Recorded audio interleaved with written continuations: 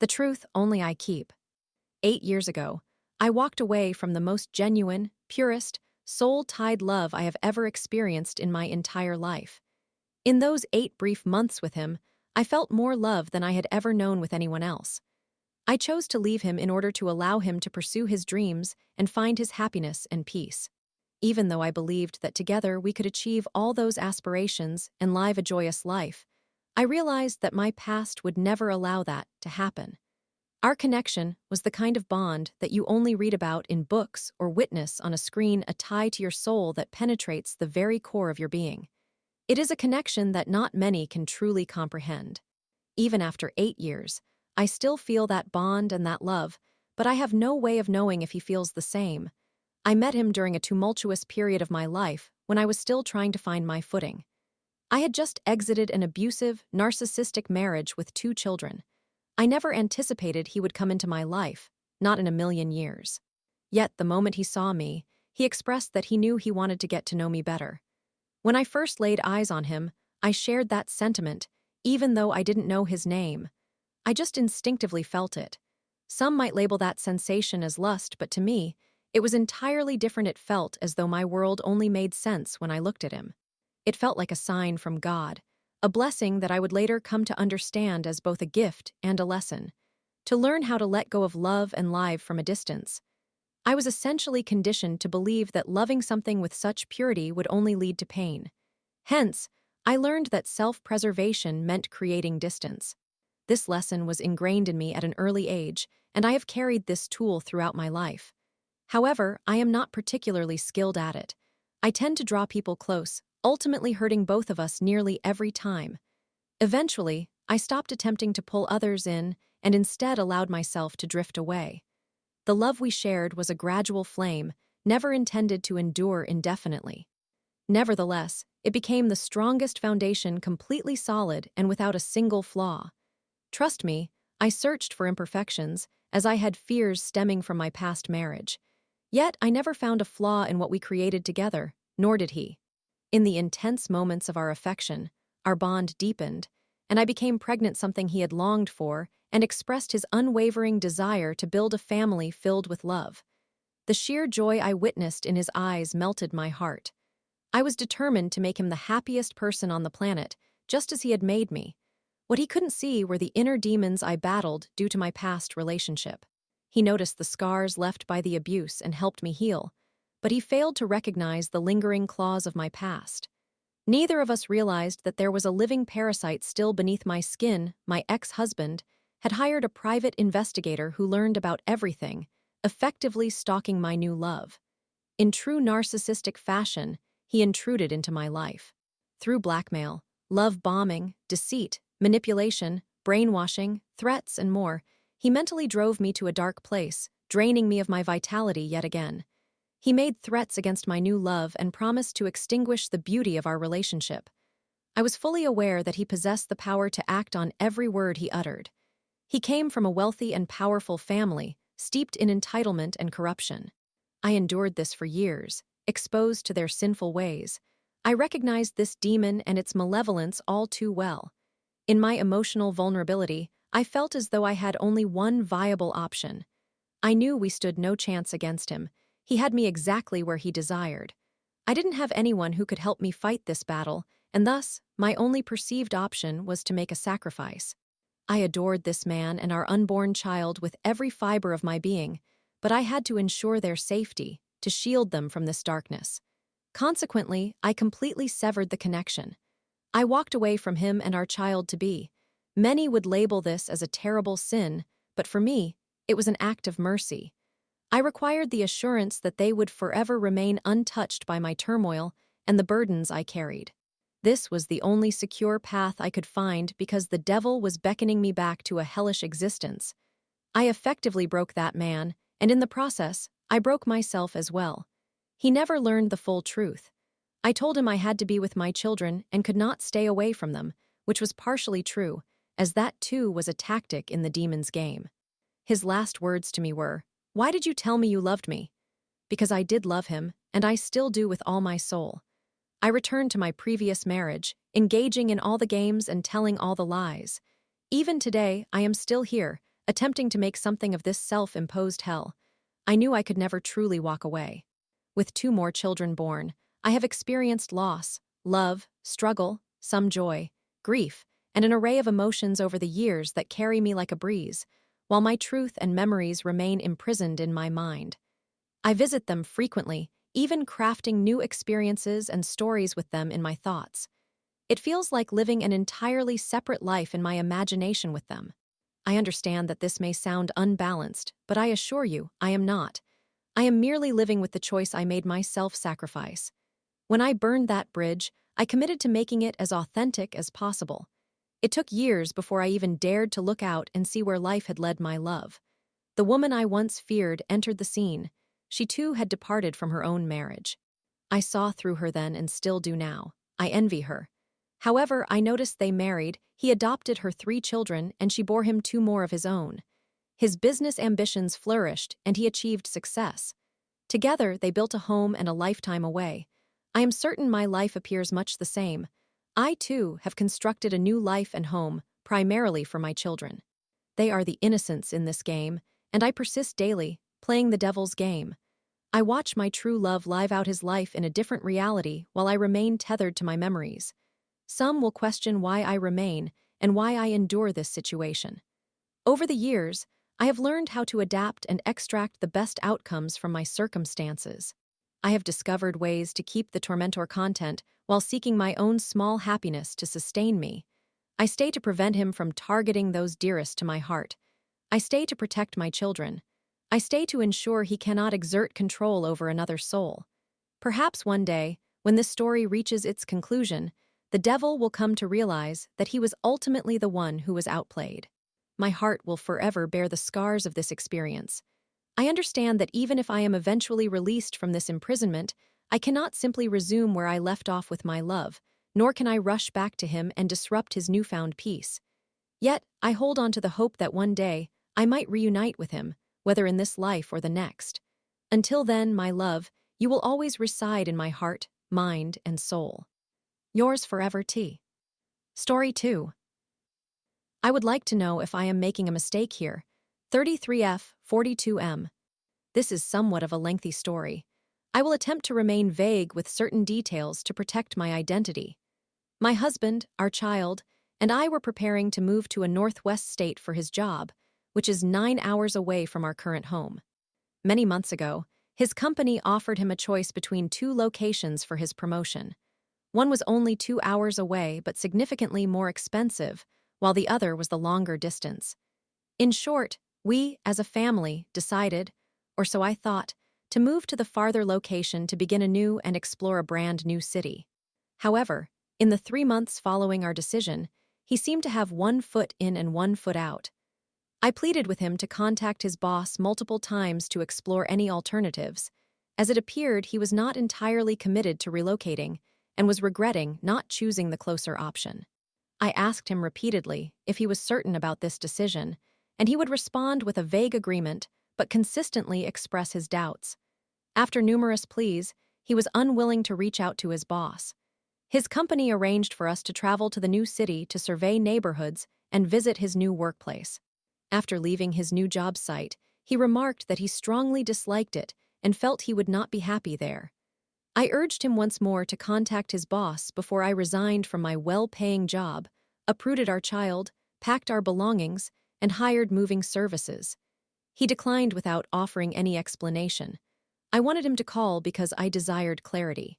If he could ask questions regarding his job, such as whether the position in the other city was still available, or if he would be at risk of losing his job if he decided to back out now, it would provide us with the direction we needed. If we knew that there were no alternatives, we could confidently proceed to the distant city, understanding that we had no choice and could endure it as a team. Unfortunately, he never made that call. He continued to express frustration about the new lease we had signed and the physical building of the job, yet he took no action to alter our course. On moving day, when the movers arrived, they attempted to overcharge us, asking for 3 times our original quote. He panicked, claiming it was a sign we were making a huge mistake.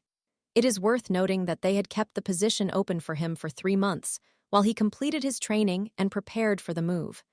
I reassured him, saying not to worry, I would handle it. I sent the movers away, went to a rental truck company, and explained the situation to a sympathetic employee who generously provided us with free additional miles and extra days for the vehicle's return, all at a fraction of the moving company's cost.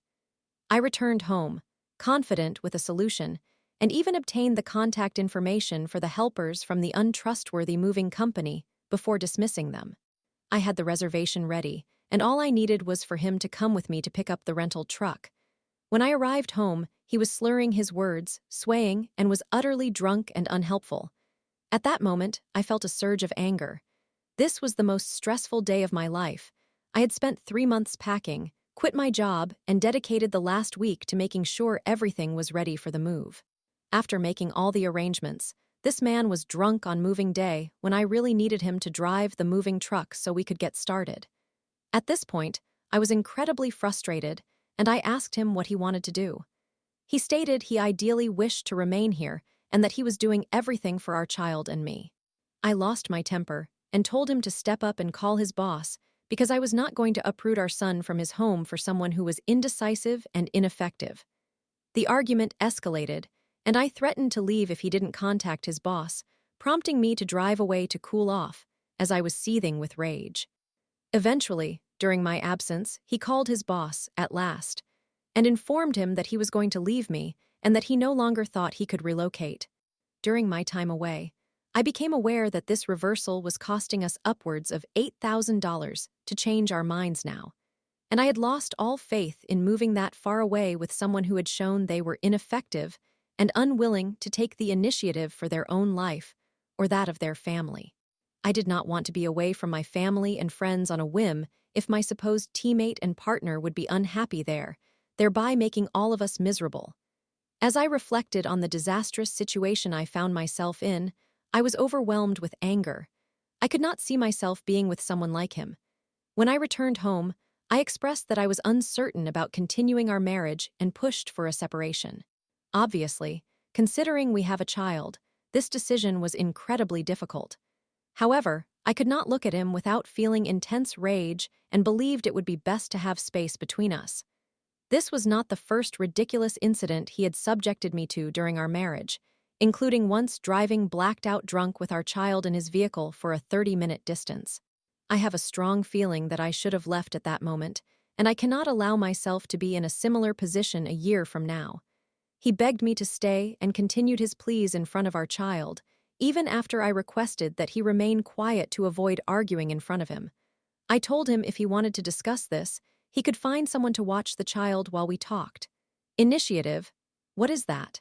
He did nothing but persistently prod at me until I exploded.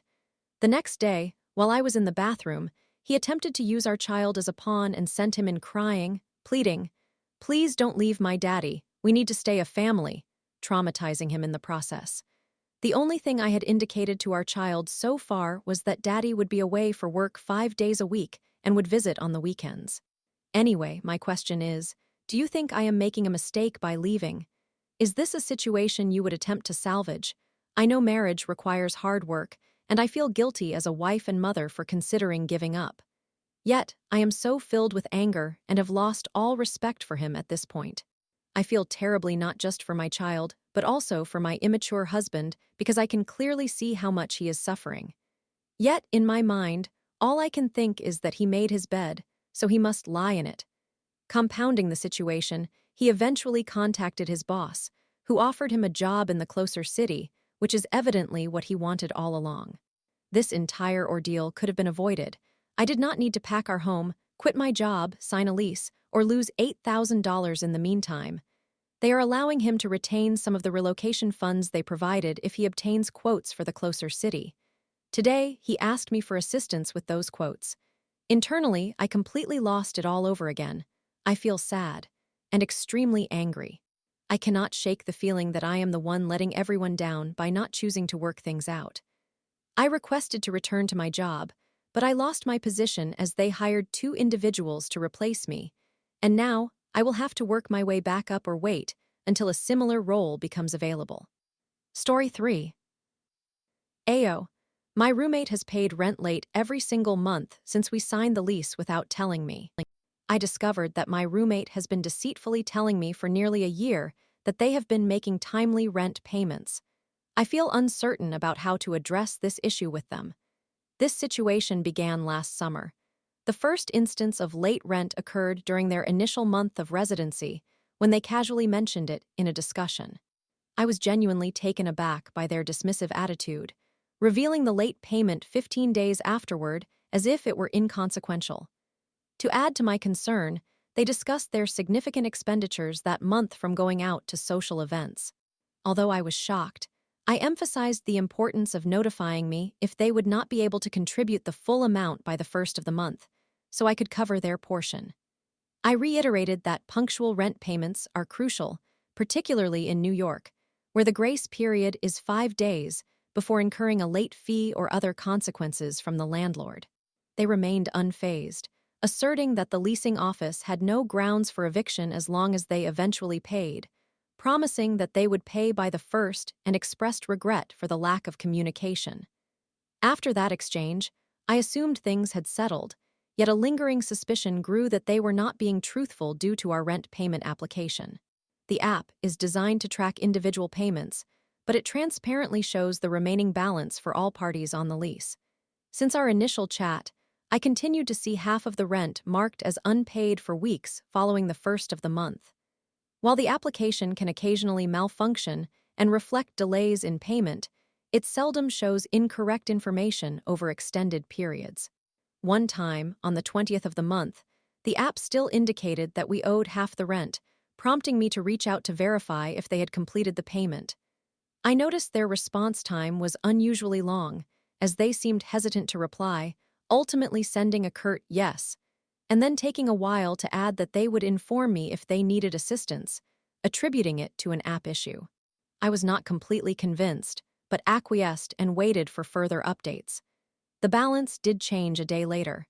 Additionally, we have a type of charge known as major capital improvement payments, which are distinct from the rent but represent monthly fees associated with significant upgrades to the building. Since these payments are separate, they can be settled at any time. I suggested that we should pay off our outstanding balance of several $100s to avoid accumulating charges, particularly given their previous late rent payments.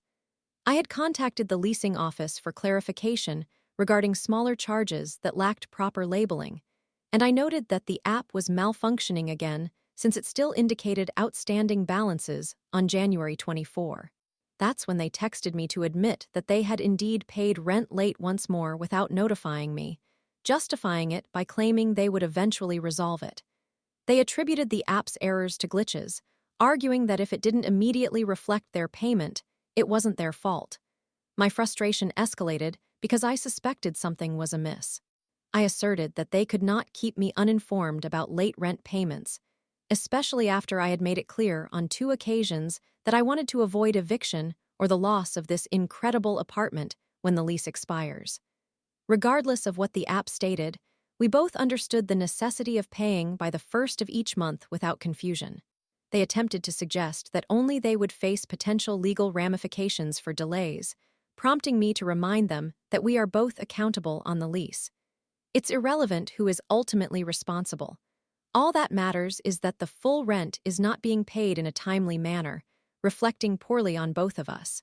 I insisted that the current arrangement, where we paid our portions individually with the hope that the other would meet their obligations, was ineffective. I requested that they send me their share going forward, to which they consented. I emphasized the importance of transparency in our financial matters, expressing a willingness to collaborate, as my goal was to ensure our success. They made another commitment to pay on time, assuring me they would address the late fee directly with the office, without prior discussion with me, and acknowledged my concerns, promising to improve. Here is where I completely lost my composure.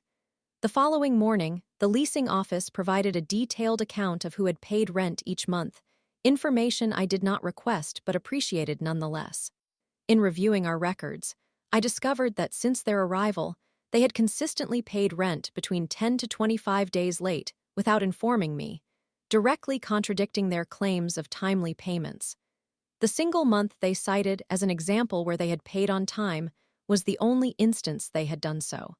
They also responded later that same morning, distorting my comments by suggesting I made it seem as if I were the one not paying rent, which was not the case.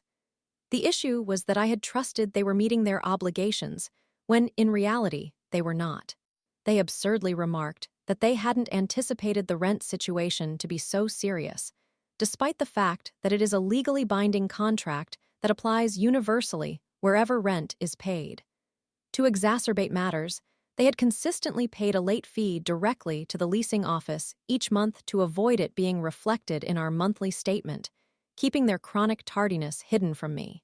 Later, they expressed remorse for their response, taking responsibility for how they interacted with me, citing personal work issues that affected our conversation.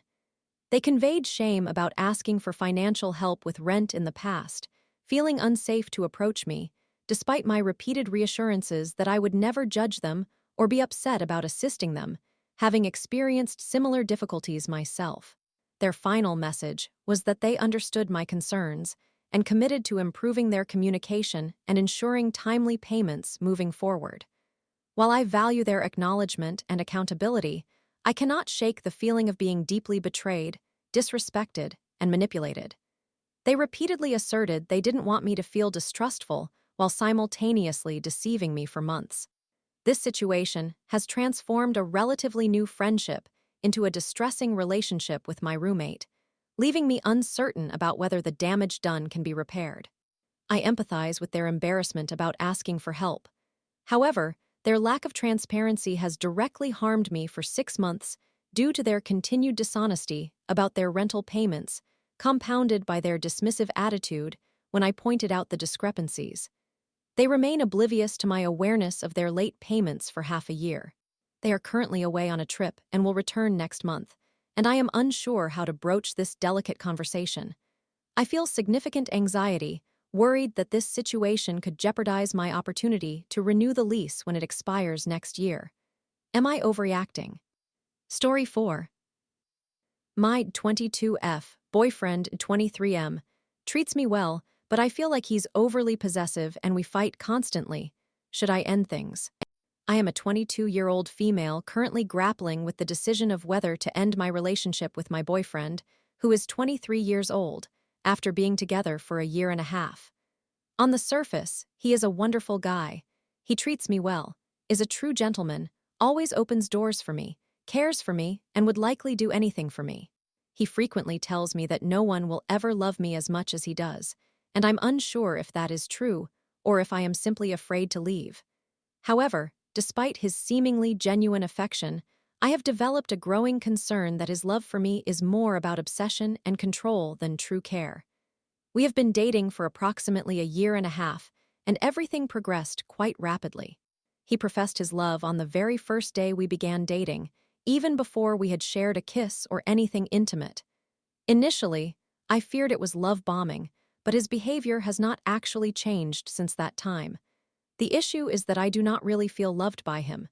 Instead, we have daily arguments, and most of our conflicts arise from his being upset over trivial matters.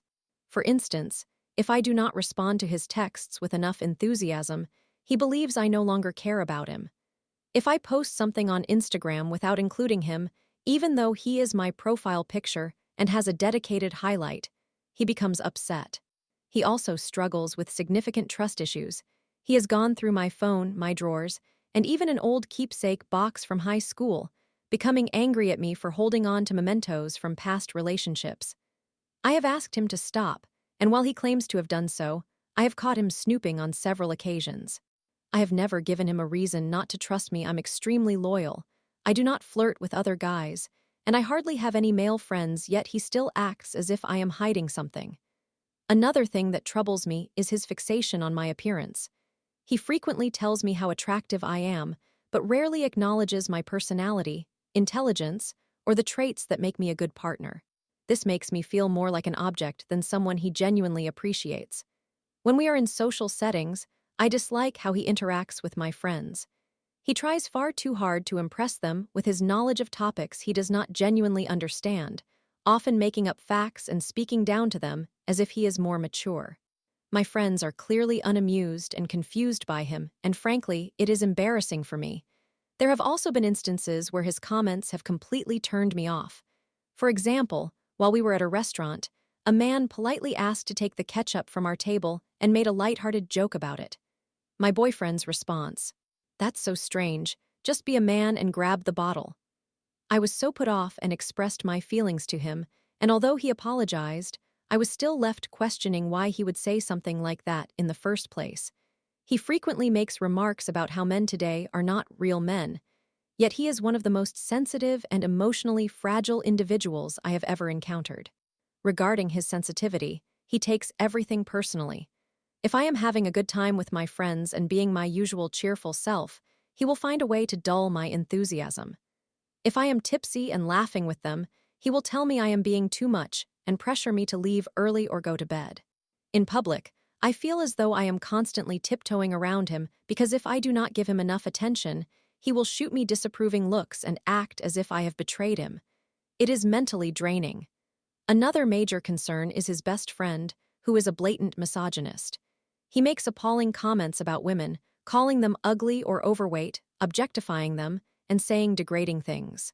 I cannot understand why my boyfriend associates with someone like that. It makes me wonder, does he secretly share those views? Is that the reason he is so possessive of me, seeing me as something to be won, similar to how his friend views other women? His relationship with my friends and family is also a source of frustration. He has spent hours complaining about how my friends are mean girls or annoyances, despite them having always treated him kindly. He has also unexpectedly voiced strong, and often negative, opinions about my family members. He is a notorious gossip and becomes excessively invested in trivial dramas, which is quite off-putting. He is also very controlling about how we spend our time together. He insists on a strict schedule for when we will see each other, and if anything disrupts that plan, he becomes angry. If I am even slightly late, he pushes me and makes me feel guilty. During arguments, he refuses to give me space. He will flood my phone with texts until I relent simply to stop the barrage. A complicating factor is that when I raise my concerns, he is quick to apologize. He readily admits his faults, takes responsibility, and claims to understand my feelings.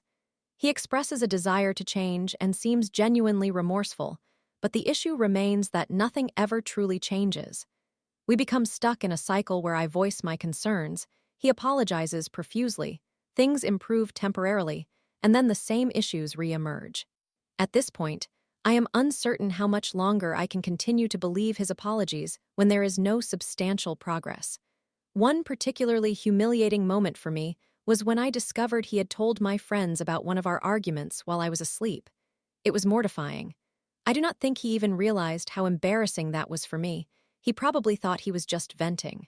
Regardless, it was an invasion of privacy and completely inappropriate. Despite all these issues, I find myself struggling because I do know that he loves me. He is not a bad person. He is sweet, treats me well in many ways, and would do anything for me. However, I question whether his love is healthy for me.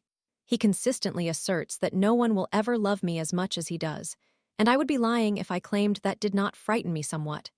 Currently, I am left contemplating whether these are merely typical relationship struggles or if they represent serious red flags.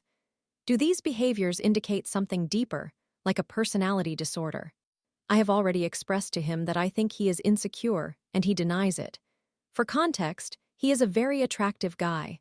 I strive to be a supportive girlfriend. I am loyal. I celebrate his achievements, but lately, it feels as though I am losing myself in this relationship. I am uncertain about my next steps.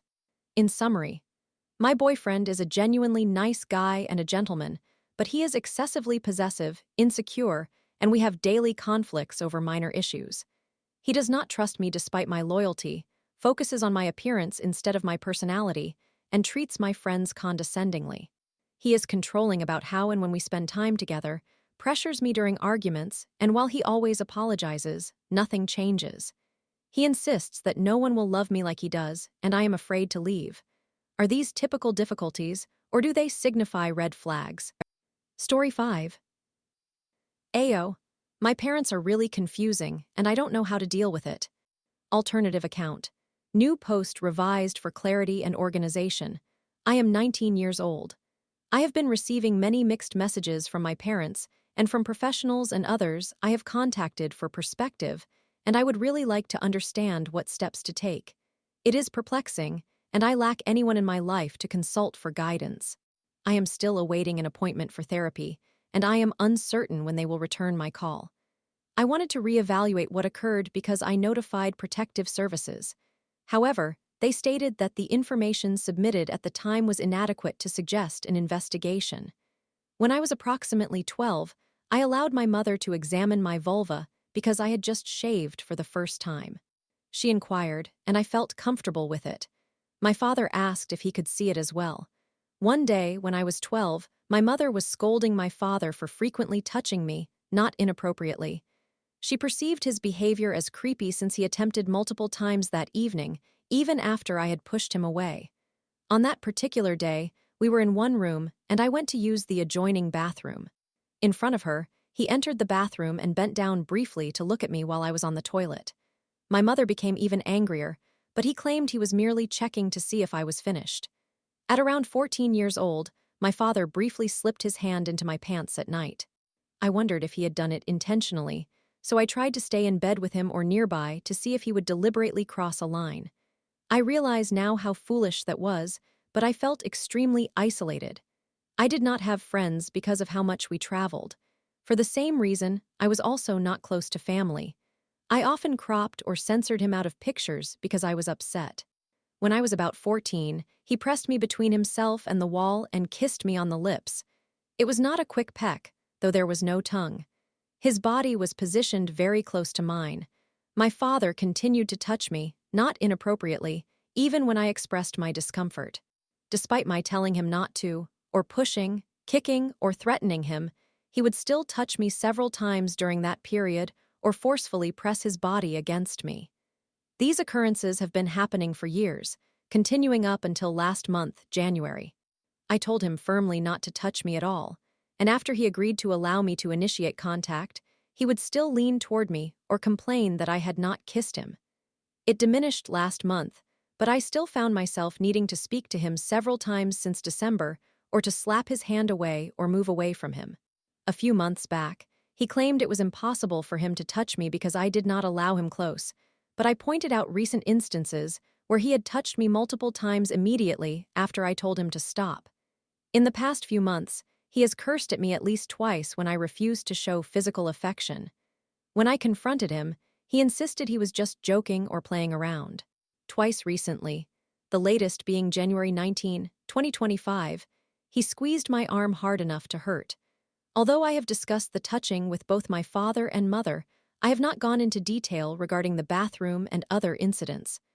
I only mentioned these topics to my mother twice during the past 7 years, bringing it up once more recently without elaborating. Additionally, there was that time when I was 12, and she was the one who initiated the conversation. In all 3 discussions, she asked me what I wanted to do. The first time I mentioned it, she asked if I understood that it was strange I could not recall the incidents. The second time on January 19, she said she could not force him to leave, suggested a 3-day trial period to help him adjust to the idea of not touching me, and stated that she would speak to him if he touched me in the following days. There have been other incidents, such as locking me out when I was 7 and 9, punishing me for expressing fear, making me make adult decisions as a child and young teenager, interrogating me for several days over something I could not remember, threatening to kick me out or send me away, requiring me to work outside the home on mission trips, making me do most of the household chores when I was between the ages of 10 and 12, and hitting me hard enough to break a comb and leave swollen imprints from the comb's teeth when I was 5. The problem is that some of these incidents, like the kissing and the bathroom incident, only occurred once. Most of these events happened many years ago. My mother continues to emphasize that he has apologized and acted more kindly since my childhood. He does perform kind and thoughtful gestures at times. Occasionally, he defends me against my mother. The exceptions are the unwelcome touching, which does not involve my private areas, and the threats to kick me out last year. He threatened to do so if I was disrespectful. I was expressing examples of when he failed to complete chores, as I often ended up helping him out at the last minute. I was trying to establish boundaries to avoid taking on chores at the last minute or doing the bulk of the work as I had in my younger years. I felt extremely on edge after he threatened me. Until December 2, 2024, he attempted to place the blame on me and claimed we had not even talked about it since that day. However, on December 2, he apologized in a manner that seemed sincere. In December 2024, he expressed regret for some of his past actions and then cried. Nevertheless, he still touched me against my wishes and complained about it. He also indicated that it was acceptable for me to withdraw from conversations with him, although he continues to attempt to engage me. Last week, he even blocked the television and stated that he would not move until I responded to him. I told him to leave me alone, and then he moved. When he behaves like this, I find it difficult to determine whether I should be angry because when I confront him about it, he claims he is joking. Throughout this turmoil, my mother has been ambivalent. When I was younger, she often defended me from my father. Nowadays, she tries to maintain an impartial stance. She also has her own difficulties. She applied for college in my name without my knowledge, and despite my repeated requests not to have their lawyers send a letter to my college, she approved the letter anyway. Ironically, it was my father who reminded her that I had said no. This incident occurred about a month ago. Given all the mixed messages, I am uncertain whether this situation is genuinely problematic, or if it is something I should simply accept as a part of my family. The ongoing frustration and emotional whiplash I experience from their contradictory behaviors are draining me. I'm attempting to distance myself from our relationship, but I continually find myself drawn back in. Edit. I also feel confused because of our dynamic. Sometimes, it feels as though I am always being rude and angry. At other times, it seems they are ignoring me and doing whatever they please. I question whether my father has genuinely changed or if he was even that problematic to begin with. Am I overreacting? How severe or mild is this situation? Story 6. I, 20F, don't know how to keep going with my boyfriend, 20M. I am posting here for the second time because I am unsure how to move forward and need some guidance because I feel quite lost. I apologize for any spelling errors, as English is not my primary language, but I am posting this here so my boyfriend cannot discover it. Another point to mention is that I have known my current boyfriend since we were around 9 or 10 years old. We lost contact and reconnected around the age of 13, after which we lost touch again. When we were 15, we had more stable communication and eventually became a couple around 17 or 18. The issue is that in the last 2 months, I have felt unhappy in my relationship. I'm not sure why, however, I know it is not entirely negative because I do experience moments of happiness within it. I have always had a problem with certain jokes he makes. He often jokes about how I do not love him, how he feels alone, and how I do not find him attractive. I was aware that he had similar messy relationships in the past, so for the first year and a bit longer, I tolerated these remarks. They hurt me, but I justified them until 2 months ago when I finally told him that I was genuinely hurt by these jokes and that they affected me more than I had let on. I tolerated them for so long because I did not want him to feel invalidated. He said he would try to stop, but since it had become a habit, he would have difficulty changing.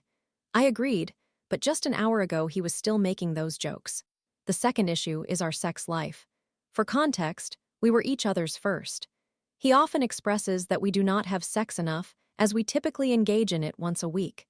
This limitation is partly due to the fact that we do not live together, meaning we cannot have intimate moments throughout the day and night. Additionally, due to my studies and his work, our schedules do not align from Monday to Friday, leaving only weekends for intimacy. The problem is that he always wants to have sex. I know his libido has always been higher than mine, but I have talked to him countless times about how I have trauma related to sexual relationships due to my past, which makes me insecure about whether someone wants me for my body or for who I am as a person. I expressed this concern from the beginning of our relationship. Unsurprisingly, his desire to have sex every time we meet does not help my situation. In fact, it makes it worse, and he is aware of this. Furthermore, to expand on my first point, I seek something more emotional during our encounters. While I have no issue with sex, I also desire more hugs, kisses, hand-holding, and words of affirmation. I do not want our intimacy to feel like an arrangement rather than a genuine relationship. He often claims that I no longer find him attractive, which is untrue, because I do not want to be intimate as frequently, especially compared to when we had more time together. Additionally, it always seems that everything revolves around him. If I do not pay enough attention to him, which is not accurate, or if I do not have time for him, for context, I attend college from 9 a.m. to 3 p.m., while he works from 9 a.m. to 8 p.m., he gets upset. I even try to adjust my sleeping schedule to ensure I can have a call with him. However, if I am tired and go to sleep, he becomes angry. When I react negatively to his comments, he often replies, "I guess I won't say anything anymore." If I go out with friends, I feel the need to message him constantly, even after trying to establish firm boundaries. Another aspect is his insecurities. While I have my own, his are overwhelming. No matter how much I communicate with him, introduce him to my friends, or reassure him that he is the only one for me, he does not seem to believe it. I have concluded that he does not trust me when I go out with anyone who is not my best friend or within his social circle. He becomes suspicious if I request some privacy in conversations with my best friend, and when I share those conversations with him, he remains dissatisfied and grows more upset. He gets angry if I check my phone while we are on a date, or if I engage in similar behaviors. I do not understand how I continue to trust him after many broken promises. He often says he will change things, but nothing ever improves. If we have plans to go out to eat, even if we agreed on it beforehand, I feel I must adjust them slightly to provide him with the happy ending he requests, because if I do not, he will get annoyed. He gets angry because I have strict parents, meaning I have a curfew, and he feels used after the happy ending he initiated because we barely have time to get me home. He often expresses gratitude by saying, "Thanks for understanding my way of loving you," and all I can think is that this is what I am expected to do because I am his girlfriend and supposed to support him unconditionally, regardless of the circumstances. I acknowledge that our mindsets evolve as we mature, but where I once envisioned us getting married and having a family, I can no longer see that future with him.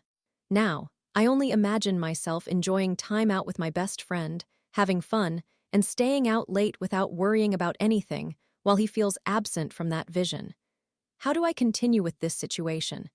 Is there a way to resolve these issues, or should I simply walk away? I do not want to give up yet, so if anyone has advice on how to navigate this or how to approach the conversation, I would appreciate it. Conversely, if you believe there is no viable solution, I would value that perspective as well. I just need guidance on how to proceed. Thank you for reading until the end, and I apologize once more for any spelling errors. Edit 1. Hi, this is me the next morning. I want to thank the person who provided me with advice. You are correct in identifying that his behavior is manipulation. I do not want to end the relationship, and to be honest, I am unsure if my mental state would allow that right now. I will try to talk to him and explain what you advised. I hope we can effect a change, but if things do not improve, I will begin planning for alternatives. By planning, I mean I will talk to my best friend and or my sister about the situation. I feel embarrassed and ashamed about it, which is why I have not confided in anyone in my inner circle, but if things do not change, I will seek support from them. As mentioned, I will attempt to discuss this with him. We are meeting today, and I hope to resolve this issue without feeling that I am asking too much or needing to apologize.